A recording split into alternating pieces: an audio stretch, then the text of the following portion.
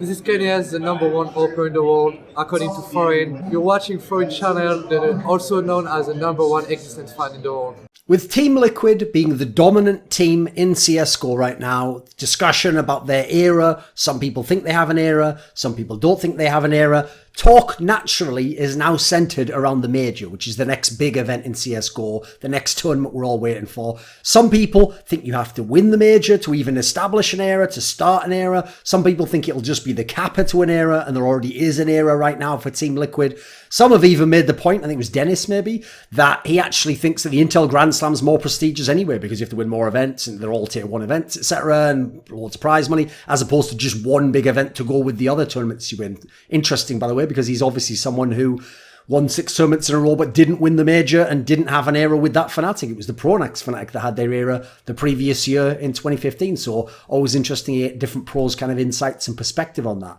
Now, this all basically revolves around the fact that the major is still seen, and justifiably so, understandably so, seen as the defining tournament of your career. Not necessarily all the majors, but the one that you win or that you lose or how far you get in it. The best players and the best teams are expected to win at least one major.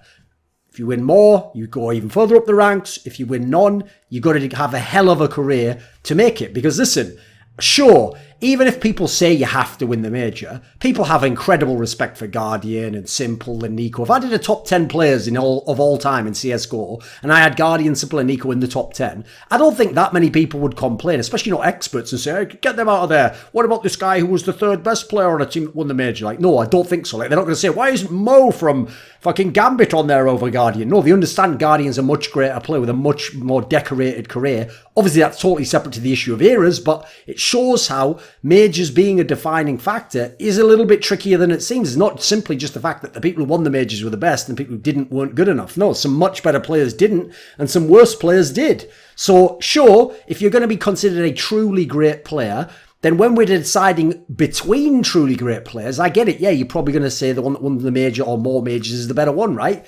Problem is that entirely fair? I mean, it's an understandable first knock, but I'll just say this. So if I asked you, are Shox and Kenny S France's greatest 2 players ever in CSGO? Are they truly great players? Like, did they win the major and therefore like establish they were great? You might say, of course. They were both major winners. They were 2 of the greatest players ever. They had great form.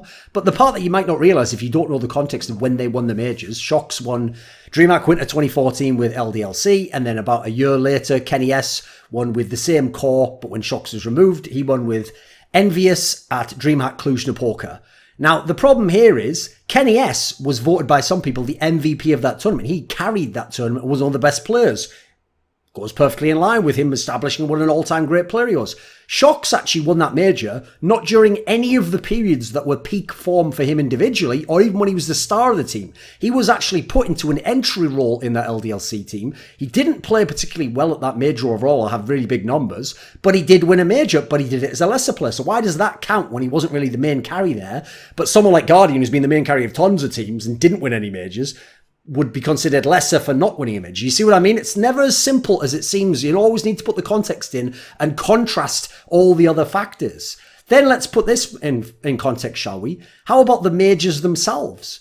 Because if you're looking at any other period of time, like NIP's dominance, you're going to say, yeah, but some of the teams weren't as good and the tournament circuit wasn't developed. Why does no one do that with majors? Why are all majors treated as if they're all identical and uniform and there's no difference and no difference between where the scene was at? It doesn't really make sense to me because, first of all, that's unfair on the new generation of players, the players that came up to their peak 2016 onwards. Because if you don't know this, in 2013, the majors began at the end of the year, so we had 1 major. 2014, we had 3 majors. 2015, we had 3 majors. 2016, just 2 majors. 2017, just 2 majors. 2018, just 2 majors. 2019, just 2 majors. So if your period of when you were on top was 2016 on, or 2012 and 2013, you're shit out of luck. You're going to be treated as though you didn't win a major, but you might have only had 1 crack. You might have only had 2 cracks at it when you were at your absolute peak. Meanwhile, another guy whose team was on top for the same amount of time, in a similar fashion, might have had 3 chances to win a major.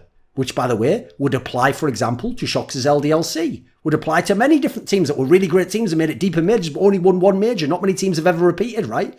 So consider that for those 2 years, 2014 and 2015, If we were to make it fair, we'd have to remove a major. That would be the only way to do it. That'd be reasonable. So 2 of those champions from those years don't exist anymore. So let's go through who those champions were. 2014, the first one was won by Virtus.pro. They made another major final. They made a bunch of top 4s at majors. But if they don't win that major, if that major disappears and we only had Cologne and DreamHack Winter, would Virtus.pro be a lesser team? They would in a way. They wouldn't have won that tournament. It wouldn't have that accomplishment. Would that be reasonable, though, to have them have that tournament and be considered a truly great team over a team like a Na'Vi who didn't ever win a major, but also some of their best times? Actually, they became a team that could have won a major only at the last major of the last year of the period when they had the 3 majors. So they didn't really get the same chance to, did they? But they're thought of very differently. What about if we go through the other teams who won ESL Cologne? One of the biggest flukes of all time, in my opinion. NIP. Now, NIP, it was in something like, I think it was 5 major finals, the first 5 in a row. Imagine they don't win one and they just make 4 major finals in a row. Does that make them not as good as Cloud9? I don't think so. It's not really reasonable, is it? What about if Cloud9 never won a major? They'd had a bunch of top 4s before. Would radically change how you think of them, right? The point is you can go through them all and it shows how this would make change things. The only teams that wouldn't change things for as much is SK Gaming, Fnatic, Astralis, the teams that won multiple majors. But they're already the greatest of the greatest. And that isn't just the reason why just the majors. That's really the cherry on top. And in certain cases, a big proportion of it. But it's kind of like the kappa. They also did everything else in their careers, right? That's why I don't think it's as simple a topic as people realise.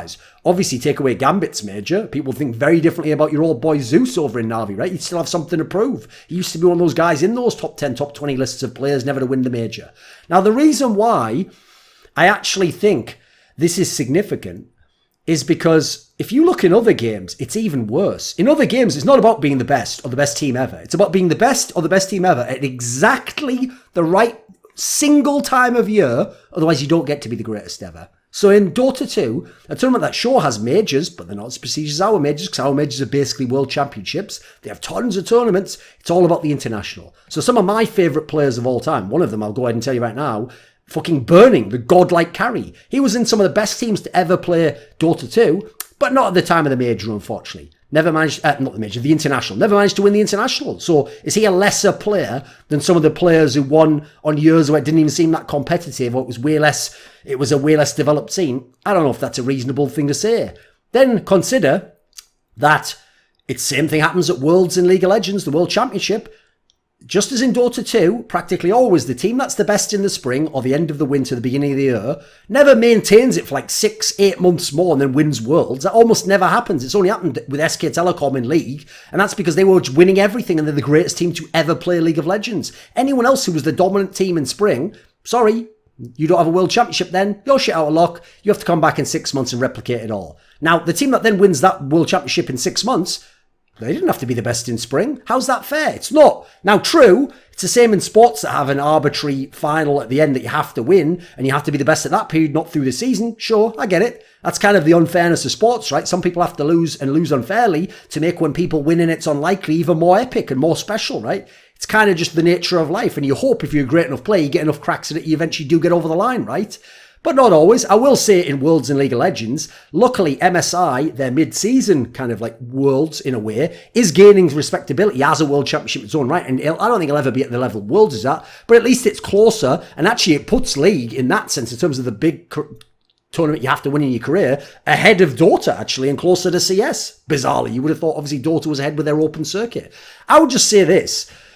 When the New England Patriots in 2007 went 16-0 and failed to win Super Bowl 42, losing in a shocking upset to the Giants in an even shocking game the way it played out, did that mean they couldn't be the greatest team ever? By many people's metrics, it wouldn't. But I'll tell you what, they're a greater team than many teams who did win Super Bowls, less competitive seasons, less competitive eras. In fact, I'll go ahead and say it. They're a greater team than the team who beat them in that Super Bowl, the New York Giants, an unlikely team to make it there. So it doesn't really make sense to have this major metric as like the cutoff for how great you are if you're the greatest. I'll also say as well, I think the difficulty is unfair in terms of judging all the majors equally. Back in the day, for the first majors, the scene was so small, there were only like, say, 12 good or 10 vaguely good teams in the world. Once you got down to even 12, you're talking about teams that would never have a chance to win a tournament ever, unlike now. So back then, you used to even just play a fucking online qualifier to get into some of these tournaments. And it was easy. Practically never did the big name team lose the online qualifier to get to the major. Now, then after that, they had the offline qualifier. That became hard at that point in time. Then you had good European teams who weren't making it, and the likes of Luminosity and some of these lesser squads were making it over them. Vox MNO from fucking Australia, etc. You had these teams actually making the major over, in theory, better teams. Became harder. Now you've got the whole online thing, you've got the whole major system, you've got the minor, which can be brutal. Sure, the format's good, but it's still tough to get through them all now, as fucking Fnatic can tell you.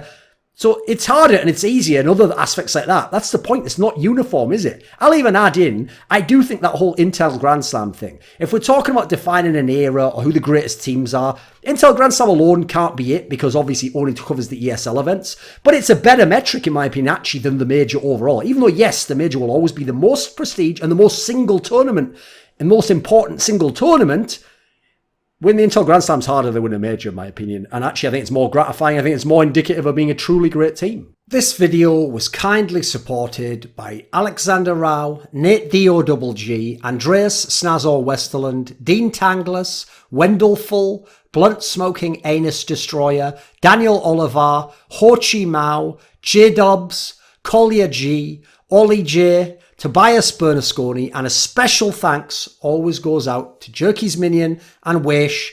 Do you want to suggest a topic or a guest for my content? Perhaps you'd like to ask me a question for my monthly video AMA. Do you want teasers or who the guests are for my upcoming videos? Maybe you want to take part in a monthly donate a discussion with me. Well, all of these perks and more are available at the Patreon link in the description box below.